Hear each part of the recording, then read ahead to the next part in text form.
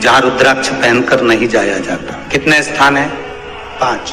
और रुद्राक्ष को 5 स्थान पर पहनकर नहीं जाते, पर रुद्राक्ष के लिए वर्णन किया गया है कि रुद्राक्ष कब कब उतार कर उसको वापिस अभिमंत्रित करना चाहिए।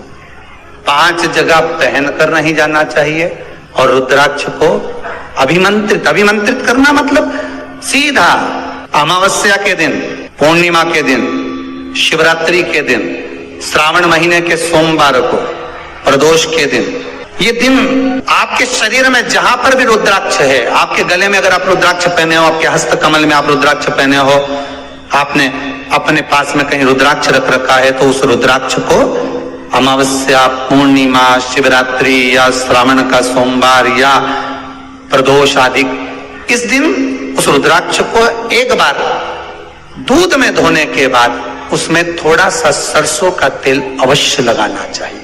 क्या होगा उससे? उससे होगा क्या? शिव महापुराण की कथा कहती है, महाराज रुद्राक्ष को दूध में धोने के बाद, स्नान कराने के बाद जल से स्नान कराया, थोड़ा सा सरसों का तेल लगा दिया। महाराज क्या मिलता है उससे? तो कहा उस रुद्राक्ष में बल प्राप्त होता है। कौन सा बल? जो शरीर के अंदर बीमारियां बढ़ती हैं, उस बीमारी को वो रुद्राक्ष धीरे धीरे समाप्त करना प्रारंभ कर देता है। पर एक और चीज याद रखना, जिस रुद्राक्ष के पानी को आप बीमारी के समय पर गलाकर पीते हो, उसमें सरसों का तेल नहीं लगाना, उसमें सरसों का तेल नहीं लगाना। उसको तो आप केवल स्नान कराओ दूध से, जल से, और फिर उसको गला दीजिए, उसका पानी आप पीना चालू कर दीजिए। जिसको बड़ी बीमारी होती है उसके लिए कल कथा में वर्णन किया रुद्राक्ष के जल। रुद्राक्ष का जल पिया जाता है शरीर के अंदर से रोग को, बीमारी को हटाने के, रोग बीमारी को समाप्त कर। तब 5 स्थान बता दिए, 5 जगह बता दी, 5 स्थान निश्चित कर दिए जहां पर रुद्राक्ष को पहनकर नहीं जाना। पहला, किसी की मृत्यु वाली जगह पर। दूसरा, जहां पर बच्चे का जन्म हुआ, मृत्यु आदि जगह पर सूतक लगती है, जहां बच्चे का जन्म लेता है वहां सावड़ लगती है। मतलब जीव जाने के बाद दुख का सूतक होता है, और बच्चा जब जन्म लेता है तो सुख की सावड़ रहती है।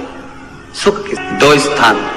तृतीय स्थान, तीसरा स्थान दिया जहां पर वैश्यावृत्ति होती हो या महाराज मदिरा का पान होता हो, उस स्थान पर रुद्राक्ष को नहीं ले जाया जाता। चौथा स्थान रुद्राक्ष के लिए कहा गया, जिस स्थान पर आपको ज्ञात नहीं है और आपको लगता है कि ये स्थान अज्ञात है, यहाँ पर कई जगह पर कुछ जीवों की हत्या हुई है या किसी जीव को नष्ट किया गया है, उस स्थान पर रुद्राक्ष को नहीं ले जाना चाहिए। 5वां, महाराज आपके रुद्राक्ष का जहां अपमान हो रहा है, अपमान से समझ में आ रही है ना आपको बात? ये काय को ढोंग प्रपंच में पढ़ा है, कौन ने कहा इतने रुद्राक्ष धारण कर ले?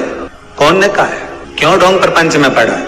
अगर हम रुद्राक्ष गले में पहन लेते और नारी का रजस्वला धर्म आ जाता है, रजो धर्म का समय आ जाता है, वो रुद्राक्ष हम गले में धारण कर कर रखते हैं, तो वो रुद्राक्ष क्या वो बेकार हो जाता है?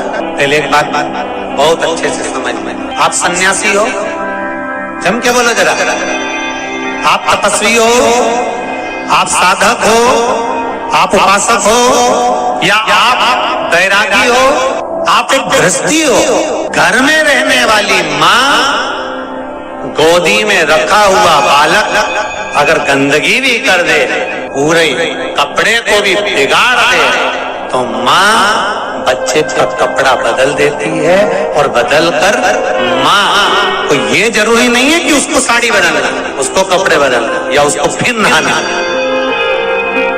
बच्चा जब गोदी में होता है तो माँ की गोद में कितनी बार भी गंदगी कर दे, फिर माँ अपने कपड़े बार बार नहीं बदलती, उसी कपड़े से काम करती रहती है, उसी कपड़े से सेवा करती रहती है, उसी कपड़े से भगवान का पूजन भी करेगी तो भगवान स्वीकार करेगा। क्योंकि मातृत्व के लिए, माँ के लिए, नारी के लिए छोड़ दिया गया है कि तुम और हाँ, आप अगर पूजन करने बैठ रही हो तो आपको ये 7 दिन पूजन नहीं करना। पर रुद्राक्ष अगर आप पहन रहे हो, रुद्राक्ष अगर आप धारण कर रहे हो और अपने जीवन की सार्थकता के लिए स्वीकार कर रहे हो, जैसे तुलसी की माला और रुद्राक्ष की माला गले में पड़ी रहती है, तो ये कंपनी का ट्रेडमार्क होता है कि तुम कौन सी ब्रांड के हो।